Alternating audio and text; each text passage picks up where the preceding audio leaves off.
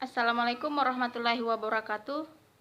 Perkenalkan, nama saya Delvi. Saya merupakan mahasiswi IAIN Kendari dari Fakultas Syariah Prodi Hukum Tata Negara semester 6.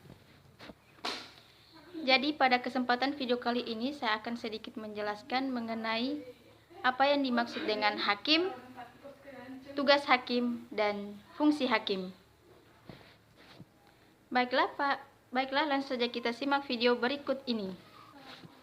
Yang pertama yaitu pengertian hakim secara etimologi. Menurut Bambang Waluyo SH menyatakan bahwa hakim adalah organ pengadilan yang dianggap memahami hukum, yang di pundaknya telah diletakkan kewajiban dan tanggung jawab agar hukum dan keadilan itu ditegakkan baik berdasarkan kepada tertulis atau tidak tertulis. Mengadili suatu perkara yang diajukan dengan dalih bahwa hukum tidak atau kurang jelas, dan tidak boleh ada satupun yang bertentangan dengan asas dan sendi peradilan berdasarkan Tuhan Yang Maha Esa. Kemudian yang kedua, pengertian hakim secara normatif. Menurut pasal 1 ayat 5 Undang-Undang Komisi Yudisial nomor 22 tahun 2004 menyatakan bahwa hakim adalah hakim agung dan hakim badan peradilan di semua lingkungan peradilan di bawah Mahkamah Agung dan hakim Mahkamah Konstitusi sebagaimana dimaksud dalam Undang-Undang Dasar Negara Republik Indonesia tahun 1945. Kemudian yang ketiga, pengertian hakim secara epistemologi. Hakim dalam bahasa Inggris judge dan dalam bahasa Belanda rechter adalah hakim yang memimpin persidangan. Istilah hakim sendiri berasal dari bahasa Arab yaitu hakimah yang berarti aturan, peraturan, kekuasaan pemerintah. Ialah yang memutuskan hukuman bagi pihak yang dituntut. Hakim harus dihormati di ruang pengadilan dan pelanggaran akan hal ini dapat menyebabkan hukuman. Hakim biasanya mengenakan baju berwarna hitam. Kekuasaannya berbeda-beda di berbagai negara. Jadi, dapat kita simpulkan pengertian hakim adalah pejabat negara di Indonesia sesuai dengan ketentuan Undang-Undang Kekuasaan Kehakiman.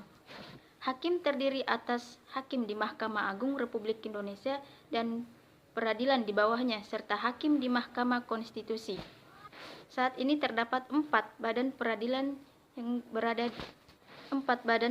di bawah Mahkamah Agung sehingga hakim badan peradilan di bawah Mahkamah Agung terdiri atas hakim peradilan umum, hakim peradilan agama, hakim peradilan tata usaha negara, dan hakim peradilan militer yang memiliki kewenangan untuk mengadili perkara yang berbeda-beda.